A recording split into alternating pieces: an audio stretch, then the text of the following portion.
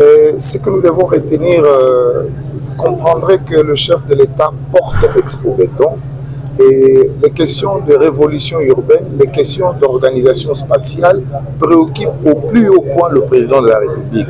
Vous allez comprendre avec moi, aujourd'hui nous avons le projet de développement de 145 territoires. C'est un projet qui porte sur les questions d'organisation.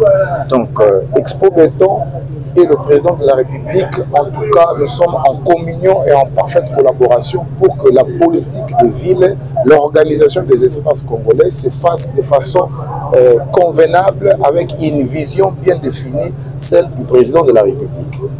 Voilà, vous êtes expert en urbanisme.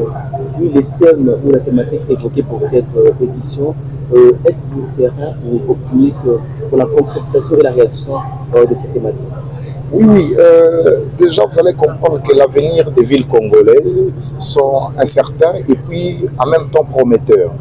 Et la thématique d'aujourd'hui a porté sur le cadre légal. Quand on évoque ce qui est de la légalité en matière d'organisation spatiale, on fait allusion à la planification, on fait allusion à l'organisation et on fait allusion au respect des normes. Nous souhaitons que les normes pour les villes congolaises soient bien entendu respectées. Vous allez comprendre que l'avenir des villes congolaises, comme je l'ai dit tout à l'heure, il est prometteur et puis incertain. Pourquoi? Par le fait que les villes congolaises évoluent dans une logique selon laquelle l'occupation du sol précède la planification. Or, en règle générale d'aménagement, on doit d'abord planifier le sol et puis occuper par la suite. Ce qui a été fait vers les années 60, vers les années 70, nous avons la cité Mama Mobutu, elle a été planifiée et puis occupée. Cité Salongo, elle a été planifiée et puis occupée. 64 ans après l'indépendance, qu'est-ce que nous constatons? Les villes congolaises, particulièrement la ville de Kinshasa, la ville s'étend. Au-delà de l'aéroport de Ndjili,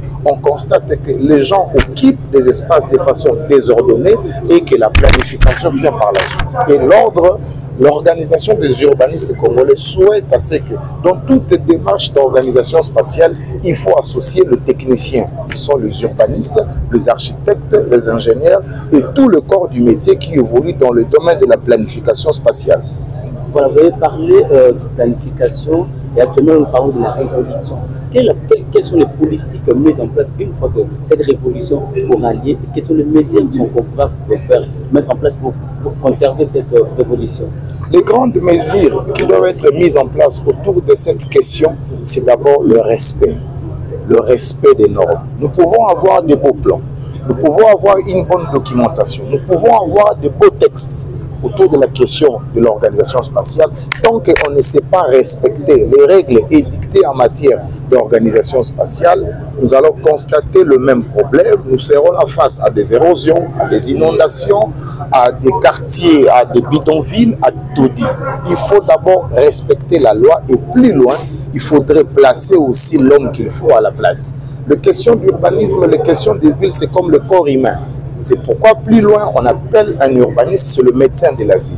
Les villes congolaises sont malades, il faut guérir nos villes et il faut faire appel aux urbanistes. L'urbaniste, c'est le médecin. La ville de Kinshasa, la ville de Matadi, la ville de Bukavu, pour ne citer que ces trois villes, ce sont des villes qui présentent des problèmes sérieux en matière d'organisation et il faut faire appel à celui qui est censé réparer, résoudre les questions d'organisation spatiale et la personne en question, c'est l'urbaniste. Merci beaucoup.